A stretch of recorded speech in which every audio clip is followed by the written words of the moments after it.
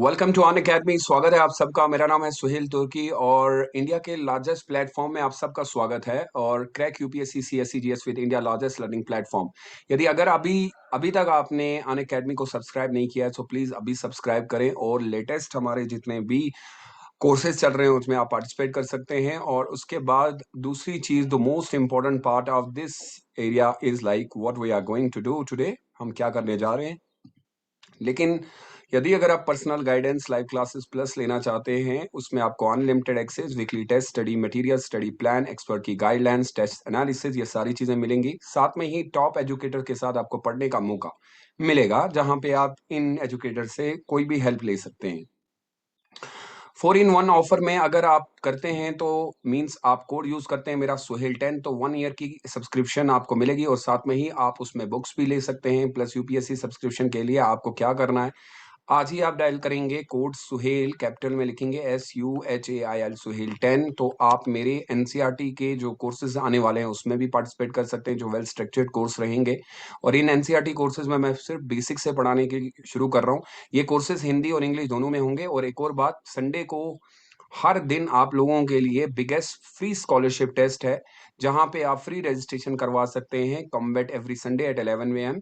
और जिसमें top 3 rankers को फर्स्ट ईयर 1 ईयर के लिए यूपीएससी सीएससी की तरफ से, यानी अकेडमी की तरफ से आपको फ्री सब्सक्रिप्शन मिलेगी।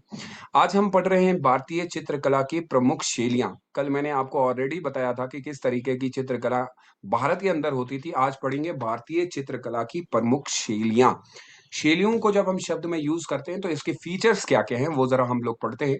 आई होप आपने इससे पहले भी ये टॉपिक पढ़ा हो कभी। तो देखिएगा कि यहाँ पे हम लोगों को मिलते हैं भारतीय चित्रकला की प्रमुख शैलियों को की अगर हम बात करें, जिसमें सबसे पहले आती है जैन शैली, यानी कि जैन स्टाइल। इंग्लिश वाले भी देख लें। उसके बाद आती है पाल शैली। उसके बाद आती है हमारे पास पाल शैली, यहाँ पे होती है पाल स्टाइल कहते हैं। उसके बाद है अपभ्रंश शैली, यानी कि ये होती है कॉन्ग्रेशन स्टाइल। मुगल शैली यानी मुगल स्टाइल। पटना या हम लोग कह सकते हैं कंपनी स्टाइल, कंपनी शैली। दक्कन की शैली, गुजरात की शैली, नाथ शैली और सिक्का सिख स्टाइल, जो सिख शैली है वो करते हैं हम लोग। सो ये सारी शैलियां हैं जो भारतीय चित्रकला को एक नया आकार देती हैं, एक नई जान देती हैं। राजपूत शैलीज में अगर हम बात करें तो इसमें आ जाता है मेवाड़ शैली, जयपुर शैली, बीकानेर शैली, मालवा शैली और किशनगढ़ शैली। और बिंदु बिंदु स्टाइल जो है वो बहुत ही प्रमुख है। इसकी पहाड़ी चित्रकलाओं की शैलियों की अगर हम बात करें, जो हिल पेंटिंग स्टाइल होती हैं, जिसमें बसोली शैली होगी, उसके बाद गुलार स्टाइल यानी गुलार शैली होगी, गढ़वाल शैली होगी, जम्मू शैली होगी और कांगड़ा शैली इसमें रहती है। ये सारी शैलियों को अगर हम देखेंगे स्टाइल हैं, यानी कि इंडिया के अंदर जो चित्रकलाएं की जाती हैं उनकी अलग अलग स्टाइल्स हैं। और कहीं ना कहीं भारत को एक जो यूनिक चीज मिलती है, यूनिक स्टाइल मिलता है, उसका क्रेडिट इनको जाता है भाई। इंडिया इसीलिए, भारत इसीलिए इतना डाइवर्स है। जब हम कहते हैं कि इंडिया में यूनिटी इन डाइवर्सिटी है, भारत के अंदर इतनी कला और सभ्यताएं जो है वो इस तरीके से विस्तार, तो इसका कहीं ना कहीं आपको क्रेडिट उन लोगों को देना पड़ेगा जिन्होंने इतनी बेहतरीन तरीके से भारत की आर्ट को जो है एक नई जान दी है, भारत की आ, आ, कला को नई जान दी है। मैं बार बार कहता हूं कि अगर दुनिया में आप कहीं पे चले जाएं, यूरोप हो जाए या एशियन कंट्रीज में चले जाएं, तो आपको इससे बेहतरीन कल्चर कहीं और देखने को नहीं मिलेगा। और दूसरी बात, जो भी हम बात करते हैं, या जैन शैली हो या पाल का स्टाइल हो, कोई भी हो, इन सब को हमने प्रिजर्व करके रखा हुआ है आने वाली जनरेशन, ताकि हमें याद करे कि भारत किस किस चीज के लिए जाना जाता था। इसीलिए मैं हमेशा कहता हूं कि ईबी टेलर की मुझे एक बहुत ही अच्छी डेफिनेशन याद आती है, that they culture is the way of life. Culture जो है वो जीने का एक तरीका है, जिसमें कल्चर में ट्रेडिशन आता है, कल्चर में रिलीजन आता है, कल्चर में आपके कस्टम आते हैं। वही चीजें एक सभ्यता को बनाती हैं। भारत की इन चित्रकलाओं को आज भी देख के पता चलता है कि लोग कितने डाइवर्स हुआ करते थे। और आज भी कहीं ना कहीं पेंटिंग को हम अपना एक पार्ट मानते हैं। इन्हीं पेंटिंग के द्वारा प्राचीन इतिहास का जो है उल्लेख भी मिलता है। जैसे मैंने कल आपको पढ़ाया था कि जैसे गुफाओं के ऊपर जो चित्रकलाएं मिली, या भिम्बेटका की हमने बात की, या आप लोग जो है अजंता की बात करते हैं, एलोरा की बात करते हैं, ये गुफाएं जो हमें देती हैं, क्या देती हैं भाई? पेंटिंग। और इन्हीं पेंटिंग के द्वारा ही हमने भारत का इतिहास रचा है, यानी कि प्राचीन इतिहास को रचा है। यदि अगर ये हमारे पास ना होती तो काफी सारी चीजों की जानकारी हमारे पास नहीं होती। सो इंडिया की पेंटिंग बहुत ही यूनिक है, इसके स्टाइल बहुत यूनिक है, यानी इसकी शैलियां बहुत अलग अलग हैं। उसके बाद जब मैं बात करता हूं जैन शैली की, यानी कि यहाँ पे जो जैन शैली है, पाल शैली है, इन सबको हम विस्तार में देखते हैं। तो सबसे पहली जैन शैली की अगर मैं बात करूं, तो इसका केंद्र जो है वो राजस्थान में है। प्लीज ये याद रखिएगा, ये प्री के क्वेश्चन बनेंगे आपके लिए और ये बहुत इंपॉर्टेंट है। इसका केंद्र जो है वो राजस्थान है, गुजरात है और मालवा था, ये सभी याद रखिएगा। यानी कि अगर हम इनके सेंटर की बात करते हैं, कहां पे पाई जाती हैं और मिलती थी, तो राजस्थान हो गया, गुजरात हो गया और मालवा के एरियाज में ये हमें मिलती थी। और देश में जैन शैली से ही संबंधित अगर आप देखेंगे, तो इन द कंट्री पेपर जो है पहली बार, पेपर यानी कि पेपर का पहली बार यूज जो किया गया, first use painting in the place of palm.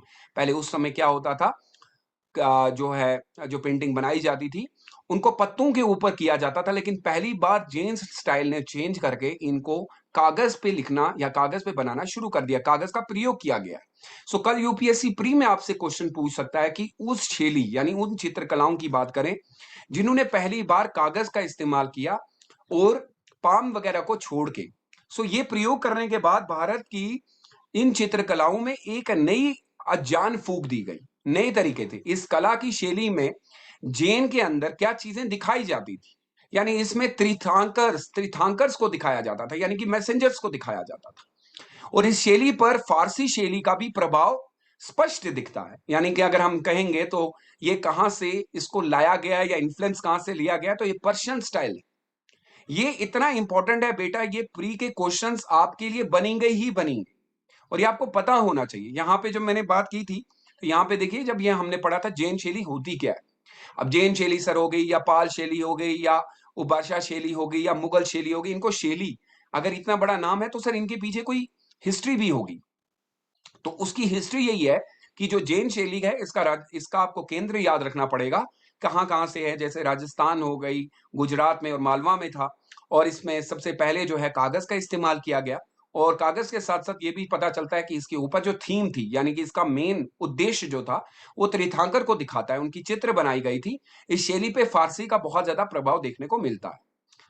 दूसरी चीज है पाल शैली। पाल शैली की बात करेंगे तो ये शैली हमें 19वीं नौ सॉरी 9 से लेके 12वीं शताब्दी के अंदर मिलती है, यानी कि ये डेवलप की गई मध्य, याद रखिएगा, बंगाल, ये बहुत इंपॉर्टेंट है, ये बनेगा प्री का क्वेश्चन।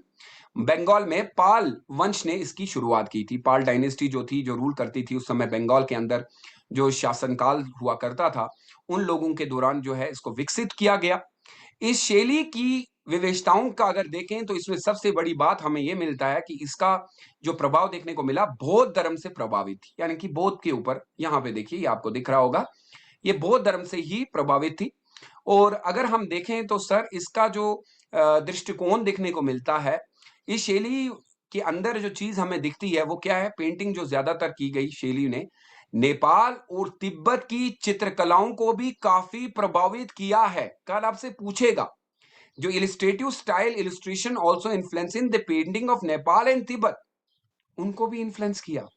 भारत एक वाहिद ऐसा देश है जिसकी वजह से और भी देशों ने इस चीज को अडॉप्ट किया है।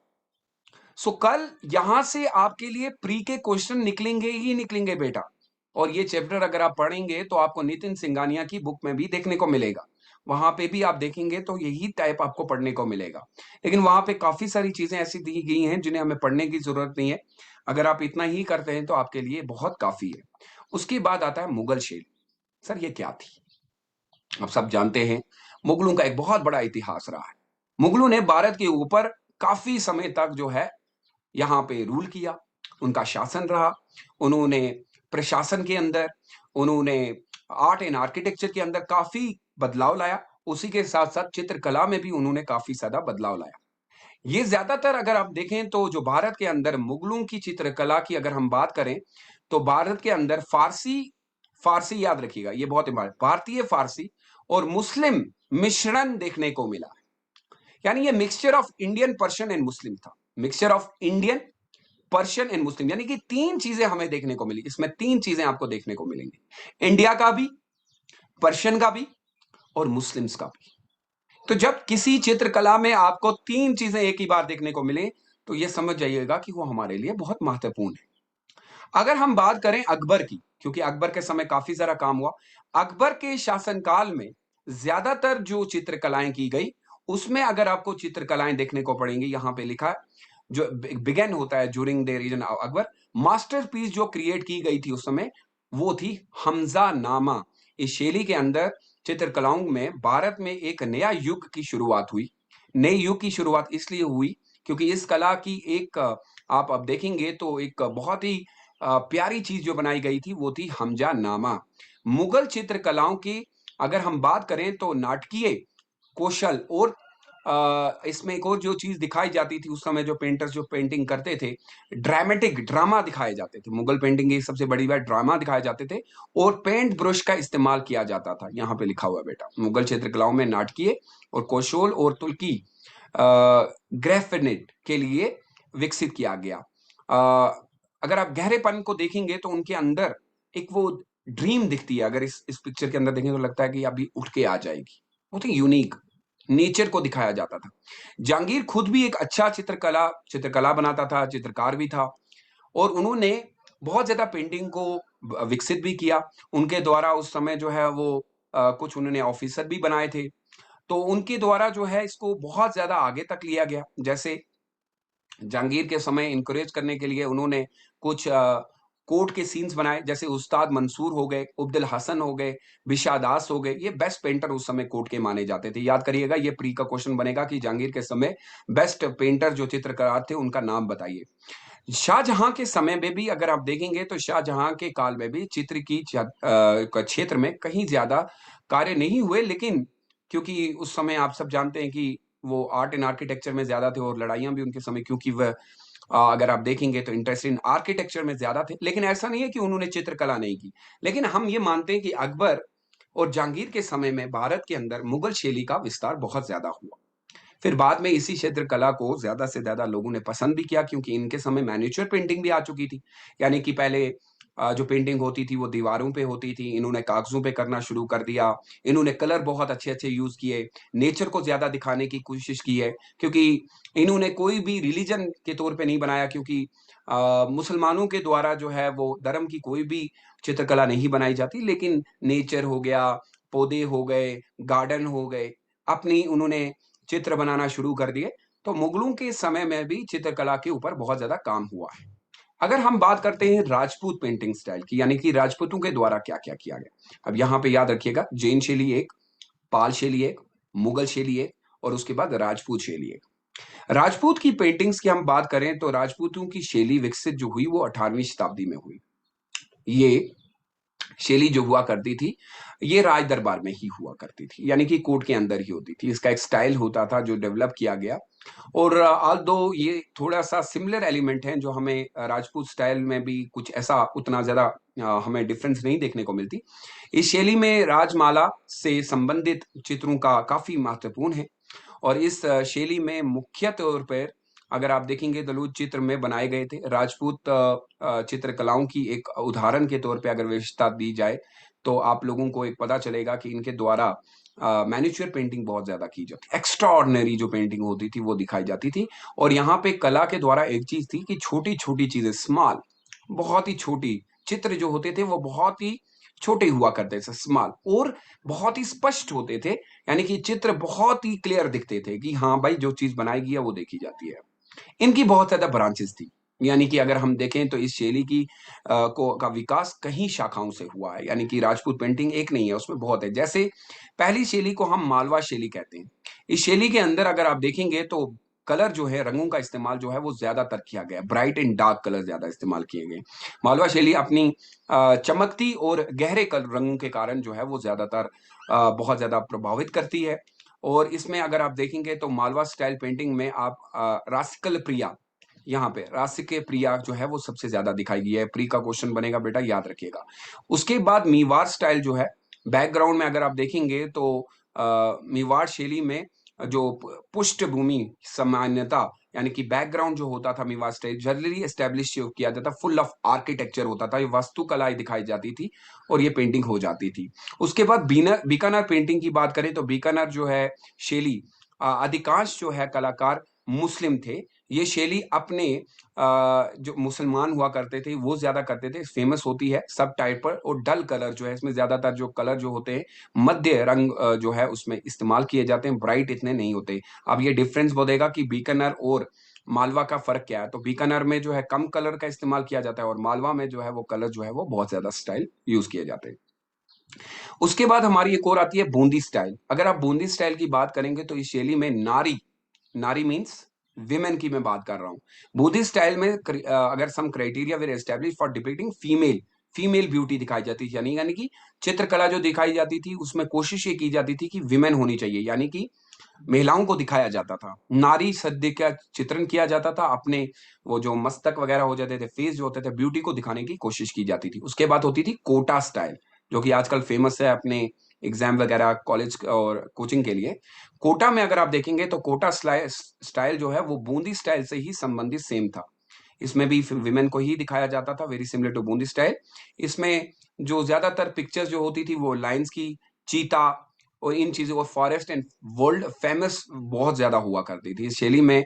ज्यादातर हम लोगों के इस शैली के अंदर जो है वन्य जानवरों को, जैसे जैसे चीता हो गया, सिंह हो गया, चीता, शिकार हुआ, चित्र विशेषताएं दिखाई जाती, जंगल दिखाए जाते थे वो सारी। उसके बाद होती है अंबर स्टाइल। अंबर की पेंटिंग के बारे में अगर बता दें तो ये बहुत ही ज्यादा रिच और इसमें डाइवर्सिटी बट लैक ऑफ सबटिलिटी इसमें इतना ज्यादा नहीं होता था। ज्यादातर अगर आप देखेंगे तो इस शैली के अंदर रंगवच समुदाय को दिखाया जाता था और ज्यादातर इसमें सब टाइल नहीं होते थे, सिंपल सी होती थी और कलर भी बहुत कम ज्यादा यूज किया जाता है। किशनगढ़ स्टाइल की शैली के अंदर यहाँ पे भी विमेन को एडवांस दिखाया जाता था और उसकी जो आईब्रोज होती थी, आंखें जो होती थी वो बहुत बड़ी दिखाई जाती थी। उसके बाद है मेवाड़ स्टाइल। मेवाड़ स्टाइल की अगर हम बातें, शैली की जो पेंटिंग हुई, जो कैरेक्टरिस्टिक दिखाई जाती थी, विशेषताएं, रंग सायजन में चमकती चमकीले रंगों का जो है यूज किया जाता था, bright colour. So it shows that, ये यहाँ पे दिखाता है कि अलग अलग राजपूत की शैलियों में किस तरीके की पेंटिंग की जाती थी। अगर हम राजपूत चित्रकलाओं की शैलियों की बात करें, यहीं पे जो है ये अभी जो हमने पढ़ा, ये देखिए बेटा, ये इनकी शैलियां हैं, कितना ब्यूटीफुल कलर दिए गए हैं। ये आपको बड़ा रोमांटिक टाइप दिखता है, आंखें आप देखिए कितनी बड़ी बड़ी दिखाई गई हैं। ये इनकी मुद्राओं के तौर पे दिखाया गया है, ठीक है, डिपिक्ट किया गया है। यहाँ पे नेचर को भी बताया गया है। ये पीछे आपको आर्किटेक्चर भी दिख रहा होगा, ये आर्किटेक्चर भी दिख रहा है यहाँ पे पीछे। यहाँ पे विमेन्स भी दिखाए हैं बहुत क्लियरली, यानी ऐसा दिखता नहीं है, लगता है कि ये आप भी उठ के बाहर आ जाएंगे।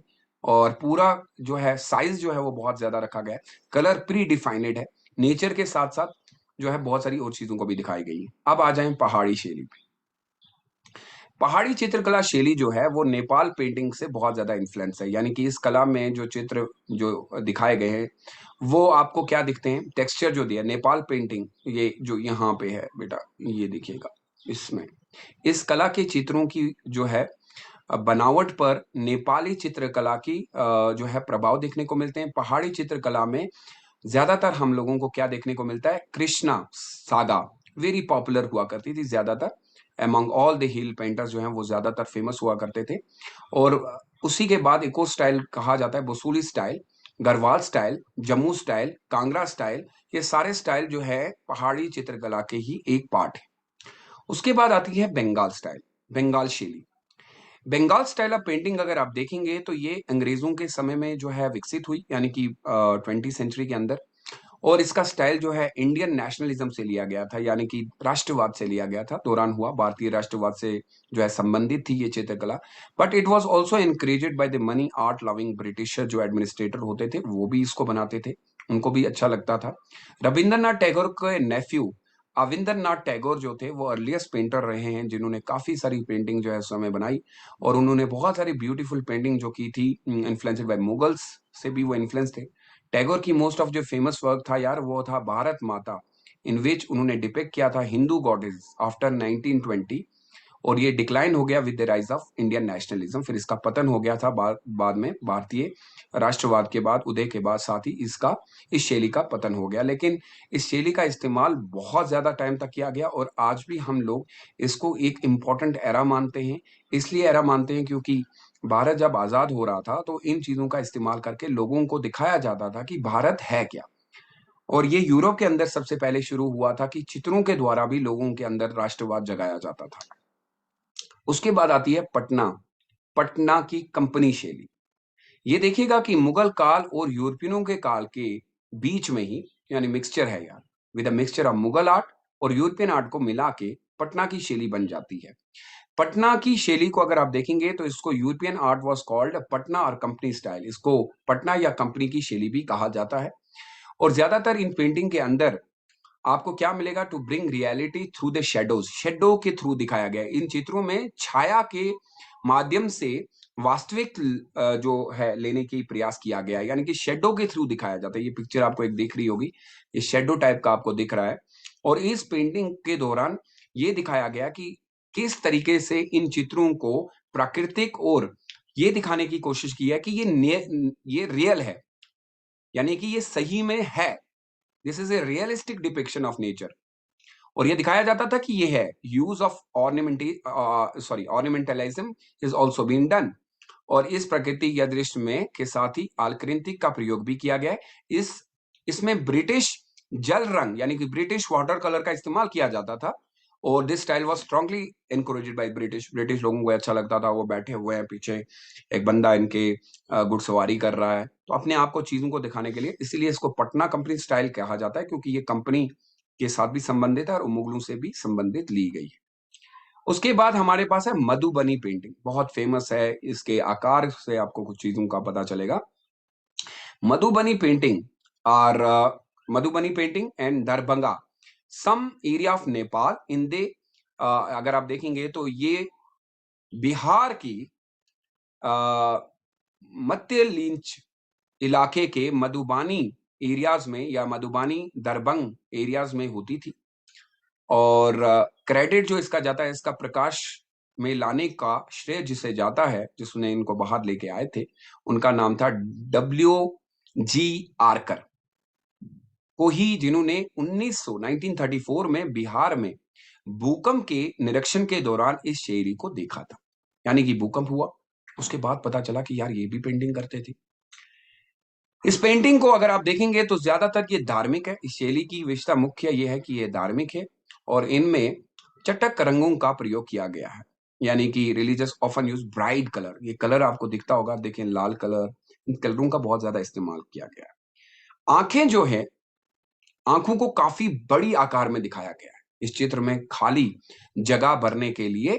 इन लोगों ने ये खाली जगह भरने के लिए, यानी कि ये जगह जो साइड साइड से है, जगह भरने के लिए इन्होंने क्या किया है, तो इन्होंने उसको एम्प्टी स्पेस को पिक्चरों के द्वारा जो कुछ पिक्चरें डाल दी हैं ताकि वो खाली चीज ना दिखे। फूल पत्तियां जैसी चीजें भर के इन्होंने दिखा दिया, यानी कि खाली नहीं रखा। ऐसा नहीं लगना चाहिए कि चित्र जो है खाली खाली है। मधुबनी पेंटिंग के फेमस पेंटरों का अगर नाम दिया जाए तो ये सीता देवी हैं, गोदावरी दत्त हैं, भारतीय दयाल हैं। ये याद रखिएगा, ये यूपीएससी के सबसे इंपॉर्टेंट होते हैं। ये पूछा जाता है कि किन्होंने ये पेंटिंग की हुई है। उसके बाद आती है कालमकरी पेंटिंग। ये पेंटिंग जो होती थी दक्षिण भारत के अंतर्गत ही की गई है और ये ज्यादा आंध्र प्रदेश में प्रलिचित हुई और ज्यादातर वहीं पे की गई। फिर साउथ इंडिया में भी जो है इसको प्रिंट किया गया। ब्लॉक में की जाती थी, सूती कपड़े पर रंगीन ब्लॉक में छाप कर बनाई जाती थी। इसमें अगर आप देखेंगे सब्जियों के रंगों का इस्तेमाल किया गया है, यानी धार्मिक चित्र बनाए जाते थे। और कलमकारी पेंटिंग जो है वो एक स्टोरी होती है। कलमकारी चित्र कहानी को कहते हैं, इसमें कहानियों को बोला जाता है। इन्हें बनाने वाले अधिकारी जो अधिकतर होते हैं वो महिलाएं होती हैं। ये कला मुख्य तौर पर भारत और ईरान में प्रचलित है, यानी कि याद रखिएगा, ये भी इंपॉर्टेंट बन जाएगा यहाँ पे, ये वाला पार्ट। और मेनली जो है two form of Kalamkari painting की जाती है। भारत में कलमकारी के मुख्य दो रूप विकसित हुए थे। प्रथम जो है उसको हम लोग मछलीपट्टनम, जिसको मछलीपट्टनम भी कहा जाता है, मछलीपट्टनम कलमकारी। और सेकंड जो है वो है श्री काला हस्ती कलमकारी, जो आंध्र प्रदेश में की जाती है। ये ज्यादातर प्रचलित आंध्र प्रदेश के साइड में। फर्स्ट ऑफ ऑल जो है ये कपड़ों पे की जाती थी, बाद में अच्छी तरीके से इसको सुखाकर जो है बनाया जाता था। बस इन काउ डंग जो है जो उसका इस्तेमाल किया जाता था ओवरनाइट। नेक्स्ट डे उसको ड्राई किया जाता था, फिर उसको सुखा के मिल्क एंड मेनिट सोल्यूशन में डाल दिया जाता था, और फिर ड्राई करने के बाद उसको वुडन स्कॉर्ड में जो है फिक्स कर दिया जाता था। इस पेंटिंग के अंदर ज्यादातर आपको प्लांट, जैसे कि पौधे हो गए, उस पे चित्र करने के लिए विभिन्न प्रकार की प्रकृतियां, पौधे, पत्तियों, पेड़, छाल वगैरह का इस्तेमाल किया जाता था, प्रयोग किया जाता था। तो एक नई तरीके की कलमकारी पेंटिंग भी हमें देखने को, ये देखिए ये पेंटिंग यार कितनी ब्यूटीफुल लगती है, ब्लॉक में बनाई गई है। ऐसा लगता है कि यार सब कुछ इसी में उन्होंने डाल दिया है। अब मॉडर्न स्टाइल में तो यूपीएससी उतना ज्यादा नहीं पूछता है। आधुनिक भारत की शैलियों में अगर हम बात करें तो कॉलोनियल पीरियड यानी अंग्रेजों के समय भी जो है काफी सारा आर्ट एंड आर्किटेक्चर किया गया, और ब्यूटीफुल डिपिक्शंस हमें देखने को मिलती है। इसमें ज्यादातर हमें वेस्टर्न जो है एटीट्यूड देखने को मिलता है। इसमें आर्टिस्ट जैसे जैमिनी रॉय हो गए, who took inspiration from folk art, उसने भी भारत से ही कुछ चीजें देखी थी। भारतीय स्वतंत्रता के बाद ही जैसे इंडिया गॉट इंडिपेंडेंस, तो आर्टिस्ट ने, लोगों ने न्यू थीम्स दिखाना शुरू कर दी। मीडियो एक्सप्रेस एस्पिरेशन पोस्ट इंडिपेंडेंस, यानी कि हम आजाद हो चुके हैं, इस तरीके के चित्र बनना शुरू हो गए। अगर हम बात करें तो हमारे पास 6 प्रोमिनेंट हैं जिन्होंने मॉडर्न इंडियन पेंटिंग में बहुत बड़ा नाम कमाया। तो इनमें से KH आगा हो गए, SK गोट हो गए, HA गाडे हो गए, MF हुसैन हो गए, SH रजा हो गए, FN सोजा हो गए। इंक्लूड इन्होंने 1956, but in shorter time it completely change Indian painting let's के, फिर बाद में 1957 के बाद चेंज ही हो गया। Amrita Shergil is a famous painter of this period. उन्होंने क्रिएटेड न्यू इंडियन स्टाइल बनाया था। Other great painter include Gurudev Rabindranath Tagore, Ravi Varma. Current famous painter में अगर हम बात करें तो Bal Chapde, VS Gaitonde, Krishna Khanna, Ram Kumar Tyeb Mehta and Akbar Padamsee, Zahra Dasgupta. अब इनका नाम इसलिए मैंने लिखा है कि हो सकता है मैं भी कभी पूछा जाए, तो आप ये कह सकते हैं कि इन्होंने मॉडर्न यानी कि आधुनिक शैली के अंदर काफी सारा समय बिताया है, और भारत की संस्कृति और सभ्यता को जो इन्होंने आर्ट एंड कल्चर को नया रंग दिया है, वो काबिले तारीफ है। और अभी तक भारत के आर्ट एंड कल्चर को इन्होंने बचा के रखा है। ये आपको दिख रहा होगा, बड़ा ही खूबसूरत लग रहा है। ऐसे ऐसी पेंटिंग को समझने के लिए बहुत ज्यादा जो है हम लोगों को काम करना पड़ता है, इतनी जल्दी समझ में नहीं आता है। So thank you so much. आज हमने जिन मुद्दों के ऊपर बात की उसके ऊपर मैं बात कर लेता हूँ। हमने आज भारतीय शैलियों के ऊपर बात की, जिसमें हमने जैन शैली के बारे में बात की, पाल स्टाइल के बात की, कॉन्टेशन style, Mughal style, Patna, Deccan style, Gujarat, ये सारी शैलियां हैं। और राजपूत स्टाइल में मीवार हो गया, जयपुर स्टाइल, बीकानेर स्टाइल हो गया, मालवा स्टाइल हो गया, किशनगढ़ स्टाइल हो गया, हिल पेंटिंग स्टाइल हो गए, इनके बारे में बात हुई। ओके, उसके बाद अगर आप देखेंगे तो जैन शैली में हम लोगों ने प्री बेसिक देखा कि किस तरीके की पेंटिंग होती थी, ज्यादातर राजस्थान गुजरात में की जाती थी। देन मुगल शैली, देन उसके बाद राजपूत शैली, राजपूत की चित्रकलाएं, बंगाल स्टाइल और Patna company style, Madhubani painting, Kalamkari painting, और उसके बाद modern style painting, modern style आज में। याद रखिएगा, अगर आप इस पूरी क्लास का PDF चाहते हैं तो कृपया करके यूपीएससी के मेंटोर के ग्रुप में ऐड हो जाइएगा। प्लीज ये बता दूं, यूपीएससी मेंटोर के ग्रुप में ऐड होंगे आप। ये आपको टेलीग्राम ग्रुप है, यूपीएससी मेंटोर विद सुहेल तुर्की। दूसरी चीज, आप यूपीएससी मेंटर यूट्यूब चैनल पे भी जुड़ सकते हैं, जहाँ पे एनसीईआरटी की क्लासेस होती हैं। मेरी क्लासेस की टाइमिंग 1 PM जो है वो मॉडर्न इंडियन हिस्ट्री की क्लास होती है, जो दोनों लैंग्वेज में होती है। स्पेशल क्लासेस हैं ये, यहाँ पे भी जुड़ सकते हैं। और 7 बजे मेरी एंशिएंट हिस्ट्री की क्लास होती है। एंशिएंट हिस्ट्री क्लास ये स्पेशल क्लास है। और रात 10 बजे जो है 10 PM let's crack it English के चैनल पे जो है मैं संगम एज को पढ़ा रहा हूँ, तो वहां पे भी आप जुड़ सकते हैं। यूपीएससी मेंटोर जो अपना यूट्यूब चैनल है उसको आप सब्सक्राइब कर सकते हैं, जहाँ पे मैं पर डे 10 बजे जो है सुबह मॉर्निंग में इंडियन पॉलिटी की क्लासेस ले रहा हूँ, जहाँ पे मैं एंशियंट हिस्ट्री सॉरी एनसीईआरटी पढ़ा रहा हूँ। सो वहाँ पे भी आप जुड़ सकते हैं। सो होपफुली अगर आपको इसकी सारी चीजें चाहिए होंगी, अगर आपको इसका पूरा पार्ट चाहिए इन हिंदी में, क्योंकि ये मैंने 2 किताबों से बना के ली हुई है। एक तो पहले आपकी नितिन सिंघानिया की बुक होगी और फिर फाइन आर्ट की बुक होगी। तो उन दोनों से मैंने ली हुई हैं। तो यदि अगर आप ये चाहते हैं तो कृपया करके मेरे ग्रुप में ऐड हो जाएँ और वहाँ से आप इस सारे एक्सेस कर सकते हैं। दूसरी बात, मेरा अभी नया कोर्स लॉन्च होने वाला है। एनसीईआरटी बेसिक कोर्स होगा, जहाँ पे मैं आप लोगों को सारी एनसीईआरटी बेसिक से पढ़ाऊंगा फ्रॉम बिगिनिंग टू एंड। तो अगर आप मेरे किसी भी कोर्स में ऐड होना चाहते हो तो please do let me know on the UPSC mentor के ग्रुप में आप ऐड हो जाएं। मोस्ट इंपॉर्टेंटली, हम लोग पर डे आंसर राइटिंग करने जा रहे हैं और आंसर राइटिंग में आप लोग जो है मेरे साथ मेरे ग्रुप में ही आंसर राइटिंग करेंगे। मेरे कोर्स को खरीदने के लिए आप डायल कर सकते हैं या कोड यूज कर सकते हैं SUHAL सुहेल 10, जहां पे आपको 10% ऑफ डिस्काउंट मिलेगा। और किसी भी क्लास की जानकारी के लिए आप अभी यूपीएससी मेंटोर ग्रुप में ऐड हो जाए, वहां पे आपको जानकारी मिल जाएगी। Thank you so much. Take good care of yourself, stay safe and stay blessed. Bye bye.